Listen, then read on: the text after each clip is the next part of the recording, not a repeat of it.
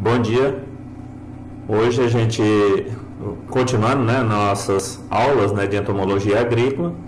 Hoje nós vamos falar sobre o manejo integrado de pragas da cultura do arroz, falando em arroz, o arroz atualmente está com um preço fantástico, principalmente para os produtores, para a gente nem tanto, Mas vamos falar um pouco sobre a cultura do arroz, tentar explicar como que ocorre o manejo das pragas dessa cultura. Então, como todo mundo já sabe, o arroz ele tem origem asiática e na origem dele ele é um arroz de áreas alagadas, áreas inundadas. Então o arroz é cultivado dessa forma na sua origem, O arroz ele sofreu uma adaptação, foram desenvolvidas variedades adaptadas ao clima, ao ambiente seco, Então que a gente chama de arroz de sequeiro ou arroz de terras altas, Então aqui para a gente o que importa é o arroz de sequeiro. Se você for para a região sul do país, arroz inundado, E claro, em áreas de arroz inundado você tem uma produtividade muito maior, O que acontece hoje em relação ao Rio Grande do Sul. Rio Grande do Sul é o maior produtor de arroz no Brasil. Ele consegue produzir, tem uma produtividade muito elevada, já que o cultivo deles é cultivo em tabuleiros, que a gente chama, em áreas com água. O arroz fica a parte da base dele, a região do colo, um pouco acima, fica dentro d'água. Então o arroz ele tem aqui, mostrando essa figura, vocês têm a fenologia da planta, como que ocorre o desenvolvimento. Então, da semeadura, você tem todo um estágio vegetativo, estágio de florescimento e colheita, Então todo esse desenvolvimento, e nós temos as pragas atacando todas as fases do desenvolvimento da planta, desde o grão, ou a semente que está no solo ou armazenada, até o momento da colheita você tem praga atacando. Então é o ciclo completo da cultura. A gente tem problema com pragas, pragas, doenças, mas para a gente o que importa aqui são as pragas. Então o arroz de terras altas e o arroz irrigado possuem as mesmas pragas, mas algumas são específicas do mecanismo de cultivo. Então, o arroz inundado tem suas pragas específicas. E claro, uma boa parte das pragas que antes atacavam o arroz inundado, hoje atacam o arroz de sequeiro, o arroz de terras altas. Então, nós temos algumas pragas específicas. O orgulho aquático do arroz é específico do arroz inundado. Agora, praticamente, tirando todas as outras pragas que atacam o arroz inundado, atacam também o arroz de sequeiro. As pragas podem ser divididas em dois grupos: praga de solo e praga de parte aérea. Nós vamos dar ênfase ao arroz de terras altas, que é a nossa condição aqui. Praga de solo e praga de parte aérea. Então, quando a gente fala de praga de solo, um dos primeiros problemas que a gente tem é esse aqui, cupins, ordem Isóptera. Vocês lembram, o que significa Isóptera? Eu não coloquei aqui as famílias porque são várias espécies de cupins que atacam o sistema radicular de plantas, quando você coloca no campo.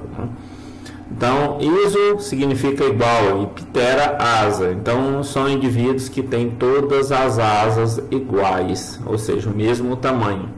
E, é claro, essas asas elas só servem mesmo para o momento da revoada. Depois, elas são eliminadas antes do inseto entrar no solo para começar a fundar uma nova colônia.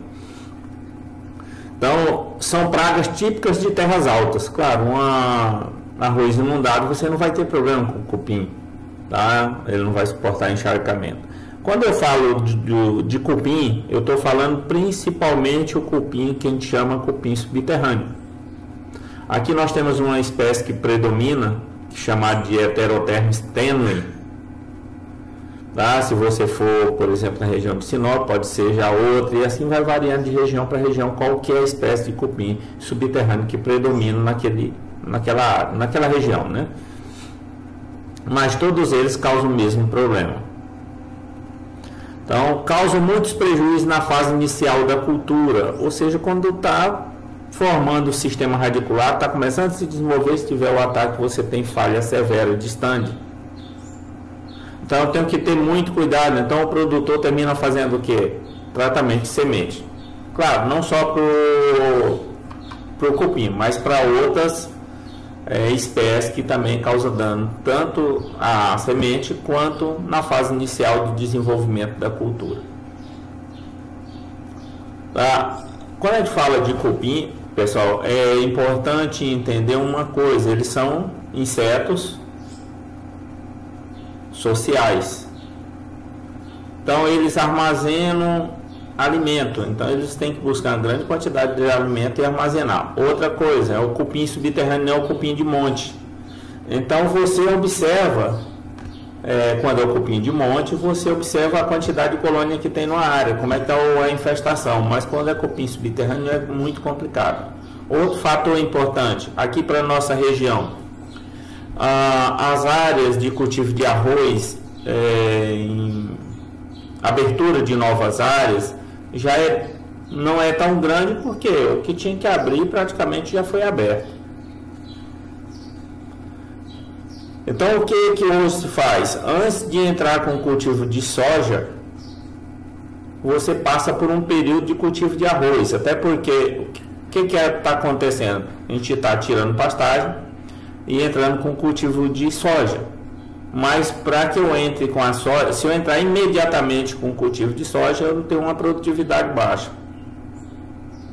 Eu tenho que estar com o solo bem adequado para o cultivo da soja antes de entrar com essa cultura. Então, geralmente o pessoal cultiva arroz 1, 2 anos, até 3 anos, para depois entrar com a soja. Então, tem que corrigir direitinho o pH do solo, tem que estar bem preparado. Então, quando você tem a pastagem e entra com arroz, claro, o que tinha antes era pastagem, muitas vezes pastagens degradadas, e quando você vai nessas áreas e faz um monitoramento, você percebe que acima de 50% dos nossos solos aqui estão infestados com cupim subterrâneo. Você não vê. Mas eu fui lá e matei os cupim de monte. Está cheio daqueles montes lá, morundu, que a gente chama. Eliminei tudo. Resolvi o problema. Não. O estrago muito maior ocorre devido ao ataque de cupim subterrâneo. E esses são muito mais complicados de controlar, porque você não vê a colônia. Ela está subterrânea. Então, quando você entra com a cultura, por exemplo, o arroz, você tirou a pastagem, tirou aquela massa, tirou um sistema radicular e entra com outro. É claro que ele vai deixar de atacar o capim, que não tem mais, e vai passar a atacar o arroz. Então, o que a gente vê, o sintoma que a gente vê é esse aqui, ó. Uma planta normal, e aqui você vê plantas já com um ataque de cupim. Então, a progressão do dano é esse aqui, ó, chegando a eliminar totalmente o sistema radicular. O que vai acontecer com essas plantas? Com certeza, nos horários mais quentes do dia, essa planta vai murchar. E claro, a evolução é atraso no desenvolvimento e, consequentemente, a morte dessa planta. Vai acontecer o que vocês estão vendo nessa foto aqui, ó. A falha, o tamanho que é. Sequinho aqui, ó, o arroz. Ataque de cupim. E ele vai na linha. Ele vai eliminando as plantas da linha. Então, você pode ter falhas bem grandes na linha, né? Então, ele tem aqui enfraquecimento das plantas atacadas, favorecendo as plantas daninhas. Claro, onde você tem abertura, tem um espaço vazio, onde bate bastante luz, não tem competição por nutriente, a planta daninha vem com força total. Então, é uma preocupação a mais que eu tenho.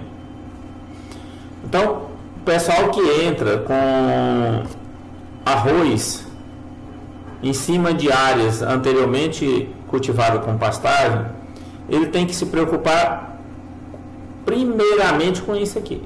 com o cupim, porque ele sabe que os solos estão infestados, ele tem que entrar principalmente com tratamento de semente para garantir que as plantas vão se desenvolver. Claro, quando eu faço o tratamento de semente, o cupim ataca, eu vou eliminando esses indivíduos, tá? Vou eliminando. É diferente, por exemplo, de fazer uma aplicação de um fipronil para controlar cupim. Se eu utilizar fipronil para fazer o tratamento de semente, beleza, ele vai fazer o mesmo efeito. Se eu usar um outro produto, como por exemplo um carbofuran, que um dos representantes antigos que saiu de linha era o Furadan, mas ainda tem do carbofuran para fazer tratamento de semente, é permitido. Ele elimina, o inseto entrou em contato, ele elimina imediatamente o inseto, então elimina individualmente. Quando eu uso o fipronil ele tem ação lenta, o carbofuran tem ação rápida. Então o fipronil ele faz o que? Faz com que o inseto ele pegue esse material vegetal, leve para a colônia e lá se alimentando desse material, ele vai, como o produto ele demora um tempo para matar o inseto, possibilita que esse inseto contamine os outros indivíduos da colônia. Então, mesmo uma pequena quantidade de indivíduos sendo infectada, você tem praticamente toda a colônia sendo infectada. Então, morre a colônia inteira. Então, o fipronil é bem interessante no tratamento de semente, pelo fato de ter essa ação mais lenta, possibilitando que o inseto social seja eliminado facilmente. Se a minha área não é infectada por cupim, mas por outras pragas, beleza, um outro produto, vamos dizer, seja mais barato e ele tem ação rápida sobre o inseto, não tem problema, vai fazer um efeito fantástico. Agora o fipronil, quando é o objetivo controle de cupim, ele é muito mais eficiente. Vamos lá. Outra praga importante que a gente já falou em todas as culturas que a gente falou anteriormente é a lagarta elasma. Você é tão cansado de ouvir, mas é interessante porque isso vai fazer parte da vida de vocês. Ela é um lepidóptero da família Pyralidae. Ela é conhecida como broca do colo, mas cientificamente como Elasmopalpus lignoceros. Então, vocês já estão cansados de saber. Ela é uma praga de solo, porque ela entra na planta, ela chega a entrar ou um pouco acima do nível do solo ou abaixo, próximo do sistema radicular. Então aqui o nome já fala, broca do colo. Lembrar muito bem, toda broca ela faz galeria no interior da planta, ou é uma broca de um fruto, entra no fruto, é uma broca do botão floral, entra no botão floral, da maçã, no caso do algodoeiro, ela entra naquela estrutura reprodutiva. Então a broca ela entra no tecido, ou entra no fruto, ou entra numa semente. É broca. Ela é o que? Uma das principais pragas do arroz de terras altas. Que arroz inundado não faz efeito. Ela é uma praga de solo. Porque a lagartinha fica ou dentro da planta ou fica no solo, enterrado. O que a gente chama também aqui, no caso de arroz de terras altas, arroz de sequeiro. Ela tem preferência por solos arenosos, né? Então são condições favoráveis. Solos arenosos. Então aqui, se a gente comparar aqui a nossa região aqui de alta floresta com Sinop, por exemplo, a região de Sinop é a condição mais favorável para o desenvolvimento dessa praga. Por quê? Porque lá é um solo mais arenoso. Aqui o nosso solo é mais argiloso. Então a condição é um pouco menos favorável. Não quer dizer que ela não vá atacar, mas é menos favorável. Estiagem favorece o desenvolvimento dessa praga. Então a gente já sabe, chuvas regulares faz com que a praga não ataque tanto. Então, você imagine se a primeira chuva que deu aqui em Alta Floresta, o produtor já entrasse com a semeadura, o que iria acontecer? Você viu que choveu e já fazem acho que 2 dias que não chove. Então, esses espaços, quando esquenta de manhã, chove à tarde, esquenta de manhã, chove à tarde, eu tenho chuvas bem regulares. Às vezes um intervalinho passa um dia sem chover. Mas agora ainda está irregular.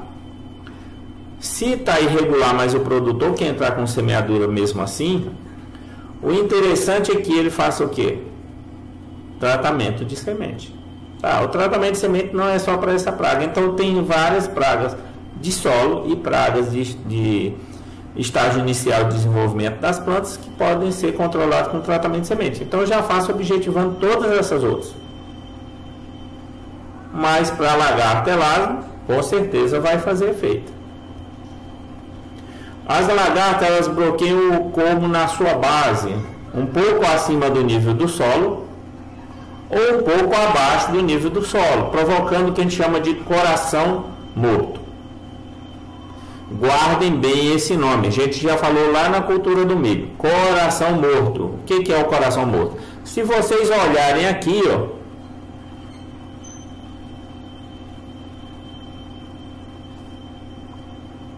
vocês vão ver pequenos orifícios, esses orifícios por onde entra a lagarta. Entra aqui e vai comer a região de crescimento, a folha mais nova. Quando ela come a folha mais nova, ela corta, o que acontece? Essa folha mais nova ela vai secar, então você vai ver a última folha, o que a gente chama folha de ponteiro, seca. Se você pegar ela e puxar, ela solta facilmente. Significa que é um dos sintomas da lagarta, da broca do colo, lagarta elasmo. É só ela que faz isso? Não. Nós veremos as outras pragas que também causam o mesmo sintoma. Pessoal, qual a consequência disso? Essa praga vai atacando na linha. Eu coloquei aqui a mesma foto, procurei, não achei outra. Coloquei aqui, por exemplo, a foto que eu também expliquei o sintoma de ataque de cupim. Aqui só para a gente dizer o que acontece. Ou seja, uma falha, vai acontecer falhas, manchas com falta de plântulas. Ou seja, vai secar, isso aqui vai ter falha e vai ter uma incidência maior, por exemplo, de plantas daninhas, uma menor produtividade, tudo isso. Então, se o ataque for muito intenso, muitas vezes tem necessidade do produtor, se tiver muitas falhas no talhão, dele ter que fazer uma nova semeadura. Então o que acontece é isso, sintoma conhecido como coração morto, porque a parte central morre. Essa praga ela tem uma característica também de ir pro, aqui está o orifício de entrada, de vez em quando ela sai daqui e volta para o solo.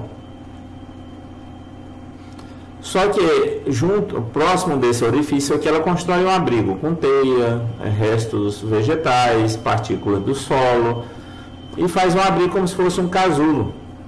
Então ela sai daqui e vai para o casulo. Então ela pode pulpar aqui ou ela pode pulpar no próprio casulo, tá?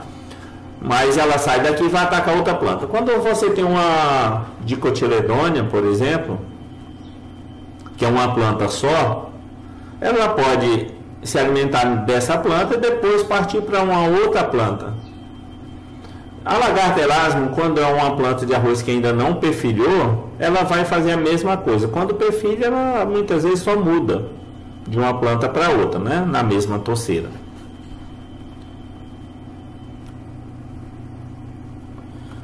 Vocês podem falar, professor, para controlar essa praga, pulverização na parte aérea vai funcionar?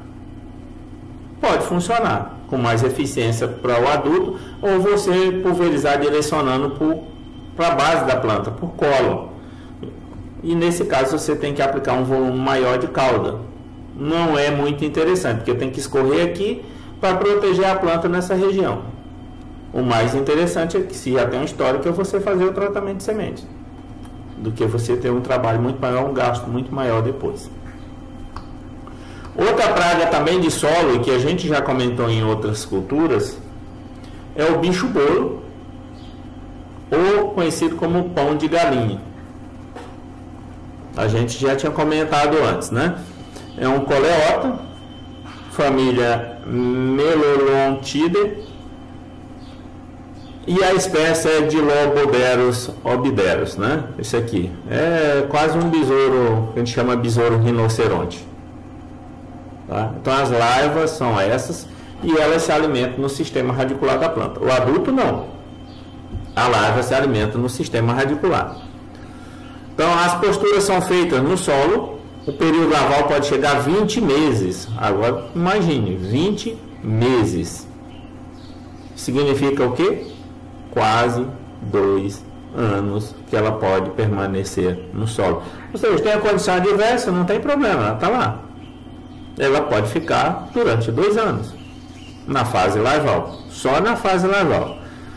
Os adultos começam a surgir após as primeiras chuvas, então eles ficam esperando o quê? As condições ideais para completar o desenvolvimento. As larvas alimentam-se de raízes, causando amarelecimento e definhamento das plantas, que podem morrer, causando o que? Falhas também. Então se alimenta no sistema radicular. Então você imagine que isso tem sobreposição de geração, larva de tudo que é tamanho se alimentando do sistema radicular da planta. Como não é uma praga muito comum, nós vamos passar para o seguinte, né? Que são as lagartas desfolhadoras. Também ocorre na cultura do arroz. Tá? E uma delas está aqui, ó. Ela recebe um outro nome aqui. Lá no milho ela é conhecida como lagarta do cartucho do milho. Aqui no arroz é lagarta curuquerê, é a lagarta dos arrozais. Ela também é conhecida no milho como lagarta militar, também serve para o arroz. Mas no arroz é mais como lagarta dos arrozais. E a gente tem também uma mais específica, né, que ataca constantemente o arroz, curuquerê dos capinzais. Ela ocorre muito em capim, mas é uma monocotiledônia, então ela ataca também o arroz, conhecido como Mosses latipes. Então ela é um lepidóptero, uma mariposa da família Noctuidae. Em área de sequeiro chegam a consumir as plantas até o nível do solo. Claro, quando é um arroz inundado, ela vai consumir a planta até o nível da água. Em arroz de sequeiro até o nível do solo, ou seja, come a folha e come o colmo também. As lagartas alimentam-se das folhas. Em plantas jovens, os colmos são também consumidos. Então, pode consumir a planta toda, de preferência quando as plantas estão novas. Então, aqui o que acontece, né? Se eu não fizer o controle, começa assim e vai ficando, às vezes, só o talo. Plantas já adultas, ou seja, plantas que tem, já entorcerou. Então, elas podem comer deixando só o talo. O talo já está bem grosso. Se as plantas estão em início de desenvolvimento, ela come tudo. Então, qual o problema que elas causam? Redução de área fotossintética da planta, atrasam o desenvolvimento dessas plantas. Claro, se pega uma planta que já vai entrar em estágio reprodutivo, a perda é significativa. Outra praga, conhecida como broca da cana-de-açúcar, já ouviram falar? A gente falou lá na cultura do milho também, e ela causa problema aqui na cultura do arroz também, né? É uma lepidóptera também da família Noctuidae, conhecida como Diatreia sacaralis, sacarale de sacarose. Então, foi uma praga que inicialmente foi constatada causando dano na cultura da cana-de-açúcar. Então, recebeu o nome da espécie de sacaralis. Então, aqui, pessoal, nós temos o ciclo. Aqui os indivíduos adultos, a fêmea e o macho, e aqui a lagartinha, né? Então, elas podem passar 5 gerações por ano. Claro, isso aqui é um trabalho feito em cana-de-açúcar, que ela permanece o ano inteiro, né? No campo. A fase de ovo, a fase de lagarta, que entra no colmo, né? Passa por todos os estágios de desenvolvimento, transforma-se em pupa e depois adulto. Então fecha o ciclo. A lagarta do primeiro insta alimenta-se sob a bainha das folhas, em primeiro insta, raspando a folha, se alimenta bem pouco, né? Causando amarelecimento da parte externa, porque raspando a folha, dependendo da quantidade, pode fazer isso. Penetram nos colmos, provocando sintomas de coração morto e panícula branca. Tá? O que é isso aqui? Panícula branca, coração morto. Coração morto a gente já falou. A broca, essa broca de Atraeosaccharales, também conhecido como broca do colmo, broca da cana-de-açúcar ou broca do colmo, ela entra geralmente na região mediana, ela não entra muito na base, ela entra mais na parte, geralmente na parte mediana. Pode descer um pouco? Pode, mas frequentemente é na região mediana. Ela entra, ela come a folha central, do mesmo jeito que acontece com a broca do colo.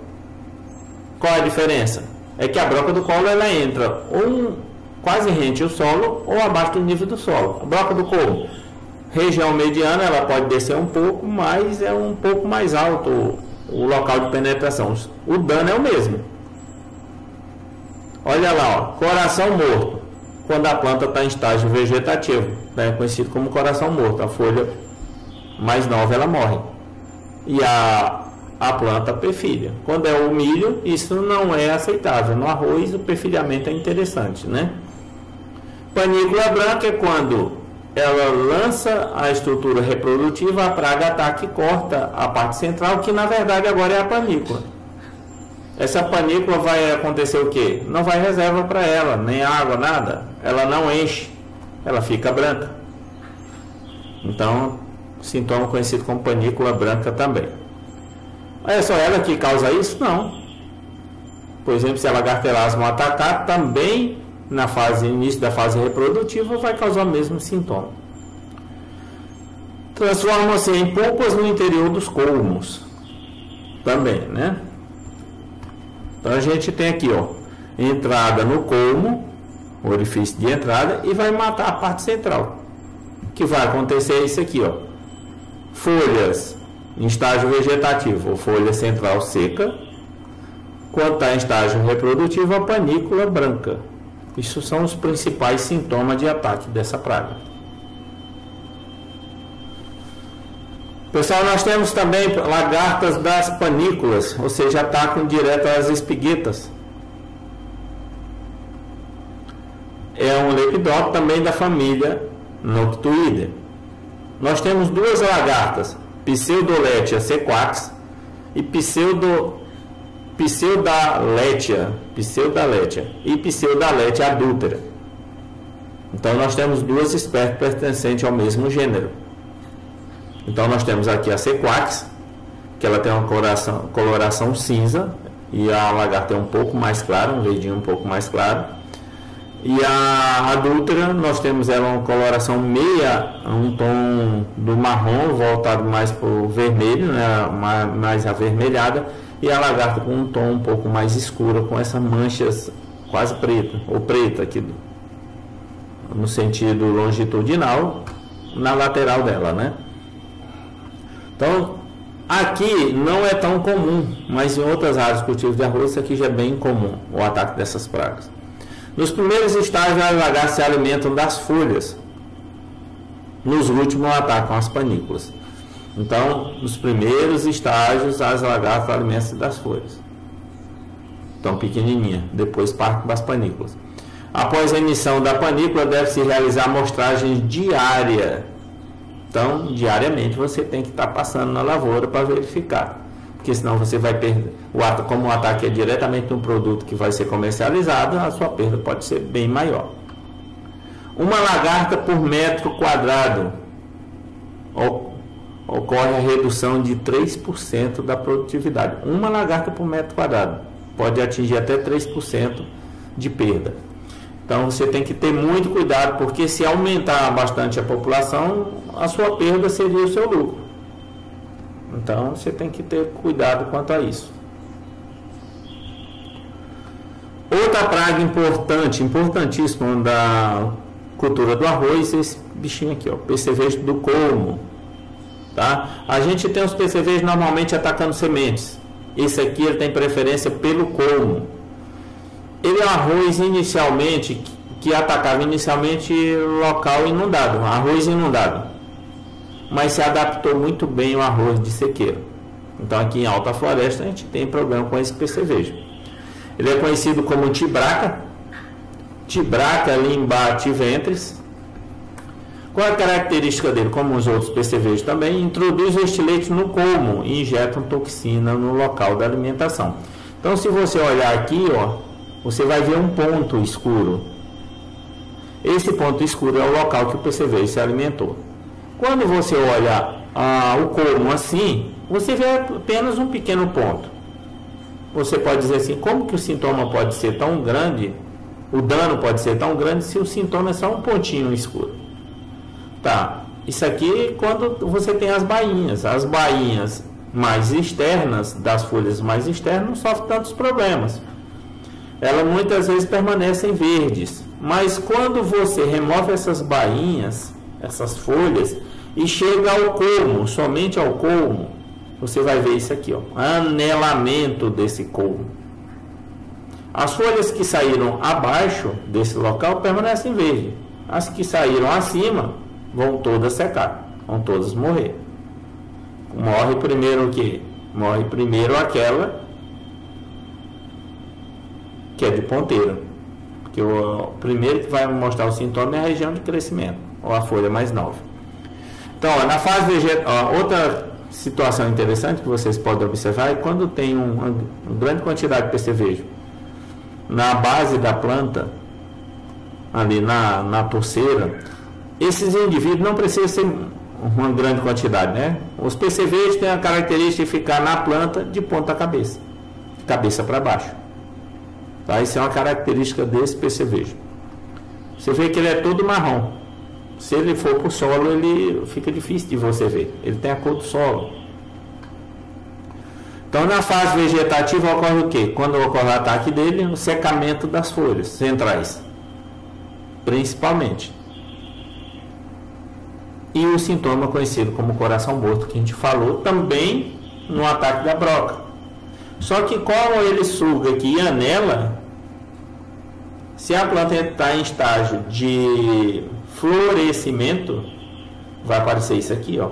Se não encheu ainda o grão, vai aparecer isso aqui, panícula branca. Ou seja, emitiu a estrutura reprodutiva, que é a panícula, ela vai começar a encher, mas se teve o ataque do percevejo, ela não enche.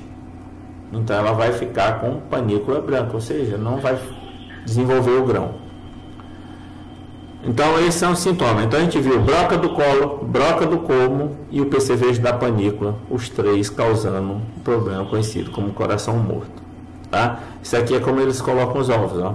Ovos em fileira dupla. Aqui só mostrando o ciclo, né? Os ovos, né? O adulto coloca os ovos, vai levar em torno de 20 dias o período de incubação, aproximado, né? Pode ser um período maior ou menor. Ou desculpa, informação errada. O adulto ele passa, tem uma longevidade de 20 dias, onde ele vai colocar os ovos. Os ovos passam por um período de 7 dias de incubação. E aí você tem ninfa 1, ninfa 2, ninfa 3, ninfa 4. Aqui o desenvolvimento. Então aqui a duração de cada um. Ninfa 1 para ninfa 1 e ninfa 2, 11 dias. Ninfa 3 para ninfa 4, 29. E da ninfa 3 e ninfa 4, 29 dias. E ninfa 5 para adulto, né? Mais 24 dias. Então ele tem um período de desenvolvimento longo quando comparado aos demais percevejos. Tá, só isso o problema? Não. Entre insetos sugadores a gente tem mais problemas. Ainda dentro da ordem Hemiptera, eu não falei aqui no anterior, que o percevejo do colmo também é um hemíptero, né? Sugador, pertencente à família Pentatomidae. Nós temos a cigarrinha das pastagens, que todos vocês conhecem, causadora de seca das pastagens. Aqui para a nossa região nós temos duas espécies que podem atacar o arroz. Eu deixei uma só aqui que é a mais comum, chamada de Deoes flavopicta, que causa problema no arroz no país inteiro, tá? Aqui na nossa região, a Deoes flavopicta e a Marranaiva fimbriolata. Essa é conhecida como corintiana e a outra, como é vermelha e preta, é conhecida como flamenguista, a Marranaiva fimbriolata. É da ordem Hemiptera também, e ela pertence à família Cercopidae. Ocorre principalmente em áreas próximas a cultivo de pastagem, principalmente braquiária. Então a gente sabe muito bem a nossa situação aqui. Um dos maiores problemas das nossas pastagens está relacionado a essa praga, porque ela causa um dano conhecido como queima das pastagens. Então, antes que vamos dizer assim, lá para março, fevereiro, março, se tiver alta infestação, o pasto já vai perdendo a qualidade, né? Chega no final do período chuvoso, o boi já não tem mais o que comer. Então, eu tenho que ter muito cuidado aqui quando eu falo de pastagem. Então, eu tenho área de pastagem e ao lado eu vou entrar com cultivo de arroz. Que cuidado eu tenho que ter e por quê? Então, se eu tenho um pasto que vai perdendo qualidade, as folhas estão amareladas, tudo mais, nem o inseto quer mais. Então ele faz o quê? Tem um arroz ali que está emergindo, o arroz está em início de desenvolvimento. Esses adultos, eles voam daqui da pastagem e vão para o arroz. Quando ele se alimenta na folha do arroz, ele vai injetar o quê? Toxina. Essa toxina, ela vai matar o tecido ali. E você vai ver em pastagem, também acontece no arroz, começa a aparecer estrias amarelas, como uma escaldadura. Isso é uma doença que ocorre na cultura da cana-de-açúcar. É semelhante, por exemplo, ela causa estrias amarelas. Essas estrias amarelas evoluem para quê? Para uma seca. Então, quando é em pastagem, essas estrias amarelas faz com que as folhas da braquiária elas não sejam tão palatáveis, o boi não gosta, então ele sai procurando folhas que não foram atacadas, folhas que são palatáveis, né? No arroz, o que vai acontecer? É amarela e evolui para a seca, que a gente chama de queima do arroz. É como se tivesse passado uma chama por cima e queimado totalmente, seca totalmente o arroz. Então, isso é uma preocupação. Isso adulto, tá? Eu estou falando de adultos migrantes. Eles migraram para a lavoura de arroz e eles causam esse dano. Nas pastagens, quem causa o dano da queima é o adulto também. A ninfa, ela enfraquece a planta, mas quem causa a seca em si é o adulto. No arroz é a mesma coisa. Os adultos provenientes de áreas com pastagem podem causar o que a gente chama de queima do arroz. Tá? Outra coisa, os ovos são colocados no solo, podendo permanecer em diapausa em condições desfavoráveis. Então, quando começa o período de seca, que você não tem a pastagem seca totalmente. Quando inicia o período de chuva, lá em setembro, às vezes em outubro, a cigarrinha aparece. Por quê? Porque o ovo está no solo e ele permanece no solo em diapausa. Ou seja, ele dá uma pausa para o desenvolvimento. Ele atrasa o desenvolvimento. Então ele permanece na forma de ovo até que as condições favoráveis retornem. Aí esse ovo eclode e as ninfas começam a se alimentar. No arroz, isso vai acontecer quando? Quando as plantas praticamente já estão entorcerando, né? Que você vai ter a presença de ninfa. E nem é interessante para ela sair quando o arroz ainda está assim. Por quê? Tem muita incidência de luz. E para a ninfa não é interessante. Então, quando começa a entorcerar, aí você tem um ambiente mais adequado para que as ninfas comecem a surgir na própria área de cultivo de arroz. Claro que você não vai deixar que isso aconteça. Aqui só mostrando o ciclo. A fase de ovo, quando esse ovo eclode, que a ninfa sai e vai para a base da torceira, ela libera uma espuma. Ela tem pelo final do ano, ela libera uma espuma e essa espuma forma uma massa, né? Uma massa ali que as ninfas se protegem da incidência solar e também da ação de inimigos naturais. Muitas vezes você abre a espuma e tem adulto também, ou seja, isso acontece porque o adulto acabou de se formar e ainda não procurou a parte aérea da planta, tá? As folhas, né? Elas introduzem toxina, que resulta no aparecimento de folhas amarelas com faixas brancas e pontas murchas. Isso aqui é um dos sintomas iniciais, né? Infestações severas resultam na seca das folhas, seguido da morte da planta como um todo. Isso aqui normalmente ocorre em plantas em início de desenvolvimento. A alimentação das ninfas leva ao enfraquecimento das plantas. Aí, quando as plantas já entorceraram, a presença de ninfa pode levar a isso. Enfraquecimento da planta, vai ter panícula menor número de espiguetos, consequentemente uma menor produtividade. Presença de ninfa é detectada pela presença de espuma. Então, tem espuma, você sabe que tem ocorrência de cigarrinha na área. Aí você pode falar assim, e o que eu faço para controlar? No arroz é o que? Pulverização. Não tem como. Você tem que entrar com o produto, mesmo tipo de produto que você entra para controlar a percevejo, você pode fazer o controle de cigarrinha também. Então, ao mesmo tempo que eu estou controlando o percevejo, já estou controlando cigarrinha. Então, dificilmente eu entro com um controle direcionado para cigarrinha. Eu tenho que controlar a percevejo do coco. Na fase inicial eu ainda fiz o tratamento de semente, então me dá uma certa garantia inicial através do tratamento de semente. Pessoal, e para finalizar, nós temos os percevejos dos grãos. Esses aqui são bem complicados, ou seja, porque eles atacam diretamente as espiguetas até o momento da colheita. Esse é um problema, até o momento da colheita.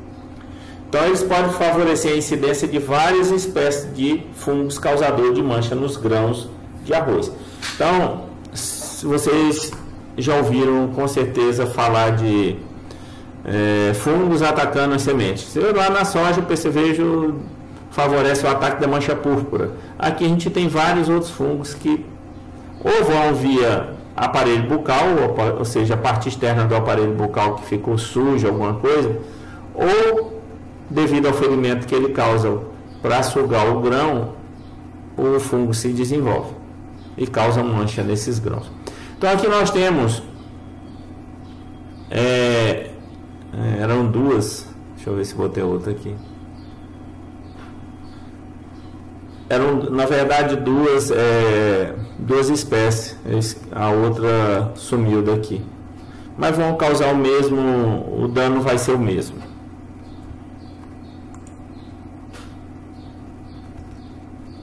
Não tem problema, depois qualquer coisa a gente tira essa dúvida também. Mas são os percevejos que a gente chama de percevejo das panículas. Esse aqui é o Ebalus poecilus, e a gente tem outro também pertence ao gênero Ebalus, mas é uma espécie diferente. Causa o mesmo sintoma. Eles podem favorecer a incidência de várias espécies de fungo, que a gente já tinha comentado. Migram para rosais quando aparecem as primeiras espiguetas na fase leitosa. Antes disso, eles sobrevivem o quê? Em panícula de capim, de monocotiledones. Eles vão se alimentando e quando aparece a panícula do arroz, eles migram para o arroz. Eles provocam chochamento e não formação das sementes. Isso principalmente quando as espiguetas estão na fase leitosa, ou seja, o tegumento ainda está líquido. Então vai causar o chochamento do grão.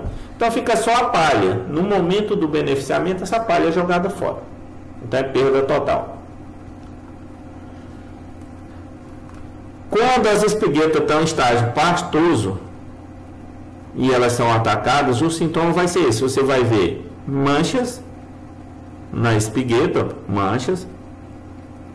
E quando beneficiado, vai ficar assim.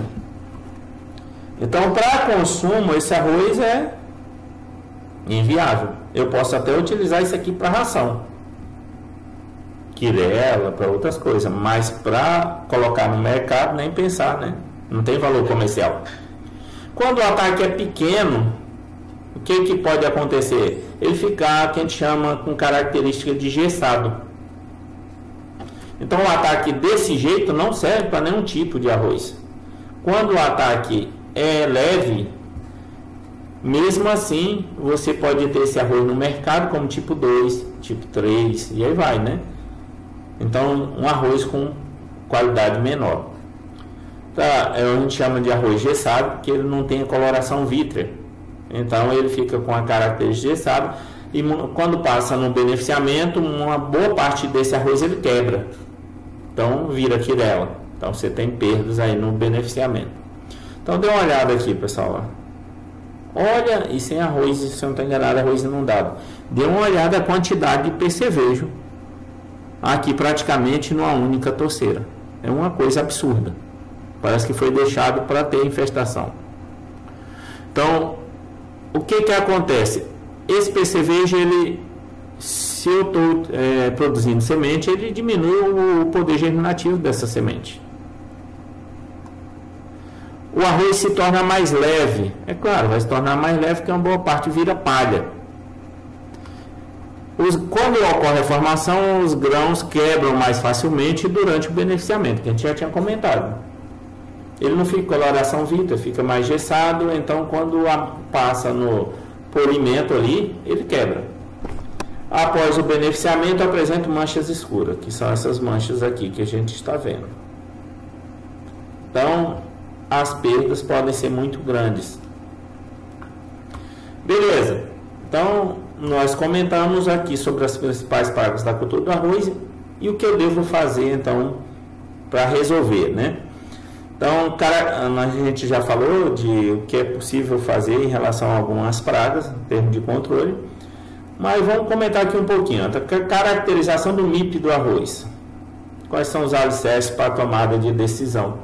Ou seja, o que eu devo fazer? Primeiro, identificação de qual praga está causando dano naquele momento.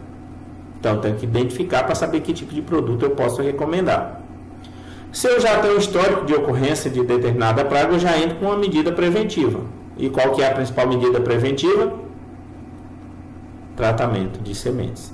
Posso ter outra? Pode. Por exemplo, escolha da variedade de arroz que tem uma certa resistência a determinada praga, que não é tão comum ter resistência para a praga, mas pode ter e utilizar. Mas a principal é tratamento de sementes. Níveis de controle, para a maior parte das pragas tem um nível de controle, então eu tenho que adotar esse nível de controle para entrar com medidas. Quantificar também a mortalidade natural. Então existe mortalidade natural de pragas na lavoura, então quando eu vou fazer o controle de insetos pragas, eu tenho que analisar muito bem a escolha de um determinado produto que tenha seletividade aos inimigos naturais, porque eles ajudam bastante em manter muitas pragas sob equilíbrio. Aqui eu coloquei algumas pragas que a gente tem disponível o nível de controle. A lagarta elasmo, 10% das plantas atacadas na área. Isso para arroz de sequeiro, porque arroz inundado não tem um problema. Percevejo do grão. Então a gente tem aqui, ó, e aqui a gente observa a severidade que ele tem. Nós temos aqui 3 percevejos por metro quadrado, ou um percevejo para cada 100 panículas. Então imagine o dano que causa. Agora, a situação que está o preço do arroz, se mantiver esse preço, o produtor ele vai passar tipo calendário. Então ele sabe que o produto tem um residual de tantos dias, ele vai, acabou o residual, ele aplica de novo. Isso acontece com todas as culturas. Quando o preço está bom, o produtor não pensa 2 vezes. Percevejo do corvo, e aqui a tolerância também é o mesmo, ó, 3 percevejos por metro quadrado, que atacam a torceira. E para a lagarta desfolhadora, 50% de desfolha. Então é maior que na soja. Na soja é quanto? 30%. Aqui, 50% de desfolha. Eu posso usar o controle químico. Aí o controle químico eu coloquei aqui, ó, tratamento de semente com inseticidas sistêmicos recomendados para a cultura. Isso aqui quando eu vou fazer um tratamento preventivo. Então eu faço, da fase inicial de desenvolvimento, eu uso inseticidas sistêmicos recomendados para culturas, para tratamento de semente. Quando eu falo de produtos para controle curativo, ou seja, pulverizações após o surgimento dos problemas, aí eu tenho uma relação aqui, ó. Então nós temos essa tabela com vários produtos que eu posso estar utilizando para controle dessa praga. Então, lagarta do cartucho, lagarta elasmo, e aí vai, né? Tem uma infinidade aqui de produtos que são recomendados e indicados para a cultura do arroz. Isso é mais importante, até aqui. Então vocês podem fazer o uso como? Avaliando que praga está atacando, a seletividade, analisar quando que eu posso ou não. Por exemplo, eu tenho um para controle de lagarta, eu vou olhar um aqui, ó, Bacillus thuringiensis. Ele é o que?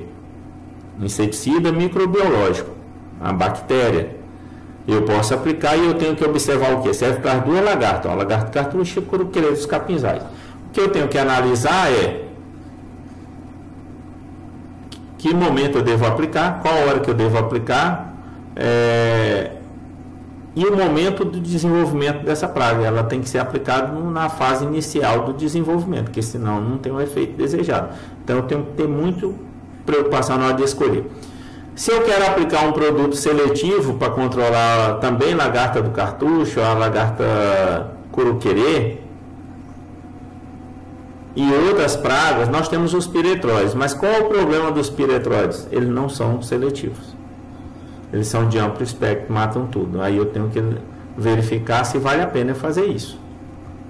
E assim nós temos vários outros, ó. Bacillus thuringiensis também, né? É outra no grupo comercial, né? Outro produto comercial de outro fabricante. Deixa eu ver aqui. Aqui também, a maior parte dos microbiológicos é a base de bacilos, tá? Utilizado, apesar que a gente pode ter também os fisiológicos, tá? Que podem ser utilizados, que são seletivos.